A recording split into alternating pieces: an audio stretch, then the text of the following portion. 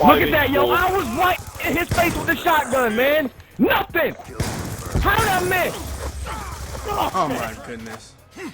Papa John, you didn't miss. It's the hit detection in this game. No, get the... Explosives back.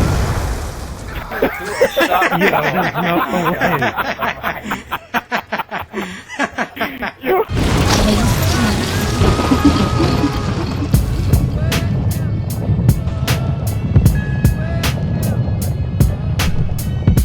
Alright, motherfucker, sit your rabbit ass down. It's real. We on Hijacked. How y'all doing? I got a question for y'all. But, you know, matter of fact, you know this gameplay is old because I'm using a Black Hat PDA. That's not even in my arsenal anymore. It's right there. I get laid down like a bitch in the sun. Here's my question to you. Whenever you look, oh my goodness, get shot in your back.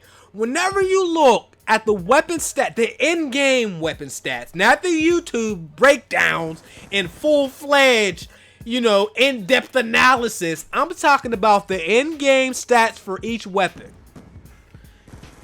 Why in the hell do they put inaccurate stats for the in-game weapon graph? Prime example. I'm about to tell you some real shit. Get ready. Prime example. I'm serious, man. You laughing? I'm serious, dude. The Scorpion. I love the Scorpion. Right now, the Scorpion with fast mag and quick draw is my baby. I don't care if you see me on the radar. I'm gonna mop your ass anyway, you know. But anyway, if you look, I got laid out right there. It's okay, baby. It's okay. I'm gonna be alright. If you look at the weapon stats for the Scorpion, you'll see that out of the submachine gun category, the Scorpion is listed with the highest damage and the highest rate of fire. By logic, that would mean that that would be the best submachine gun. Ain't nobody gonna tell you the Scorpion is the best submachine gun for real. Now, what they will probably end up saying, or maybe what they'll mean, is that that's their best submachine gun. That's what they perform the best with, you know, but technically, that is not. You don't want to know how that's not the best submachine gun? Because people don't really use it.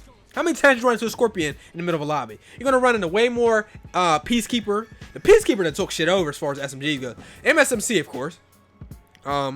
Scorpion is definitely not better than... God damn it, I messed up. We're going to do this in one take. The Scorpion is not better than the MSMC. It's not. But on their in-game stats, it is listed with higher damage and a higher rate of fire. Why do they do that shit? It's not accurate. It's not true. The MSMC does 40 damage at range. Or, I'm sorry, up close. The Scorpion does 33 up close. They both do the same amount of damage from far away. I believe all the SMGs, except for the Peacekeeper, do relatively low-ass damage from a distance. But that's not what the weapon stats say. Another example I'll give you. FMJ. That's an attachment. Except for Black Ops 1 when they decided to make a perk called Harden. And let's make it useless. It's not completely useless, but let's keep it all the way funky. How many people consistently use Harden on Black Ops 1? Yeah, I didn't think so. But I mean, it definitely got used. I would use it on light machine guns on Nuketown. For people that like to sit in the windows and stuff, because I did want to get that extra bullet penetration. Okay, but anyway, FMJ is an attachment that's been on Call of Duty for at least a couple years. MW2, FMJ. I loved Modern Warfare 2's FMJ, man. I really wish they would just go back to that. That shit was beautiful, man. You would shoot somebody. If you was hit glitching and somebody had FMJ, they messed your whole shit up. But, you know, it's not really like that now. But, so they got that on here, and they got that on there. When you put it on your gun as an attachment, you look at the in-game stats, look at the damage meter. It'll go up like a couple notches. Why does it do that? When technically it does not increase damage. It only increases damage through surfaces. So if I just walk up to you and we ain't got nothing there in between us but air and opportunity, you know, it's not going to give me a damage increase. But yet the stat says it does. Now for us, we watch YouTube videos, we make YouTube videos. So we know, you know, we take the game a little more serious. We do our research and whatnot.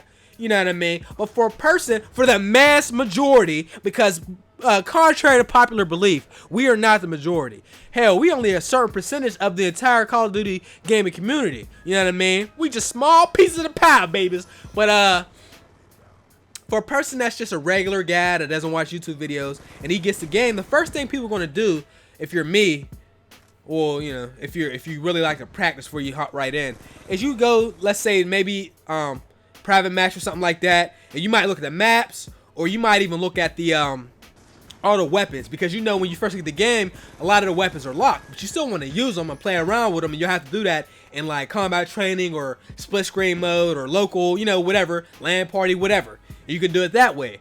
So you'll see all the guns, and you're going to look at those guns, and you know, you want to look at the paper stats before you look at the real stats, and it never really adds up. The stats of the weapon on the in-game menu, it just does not reflect how good the weapon actually is. You got like the UMP from MW2. Clearly the UMP was one of the most used guns, one of the most used gun on the game. I would say that, the ACR, for now. I know there's others, but those are the two big ones. Now you go look at the stats on those guns. They weren't the highest out of that category. So how in the hell do they end up being the best guns? How the hell does the built-in netcode, or excuse me, game code, netcode, that was some dumbass shit. The game code have stats listed higher than those graphics. I mean, do they just fill it up based on feel? Because the shit don't make sense, man. But I'm out of here. Thank you for watching. Peace.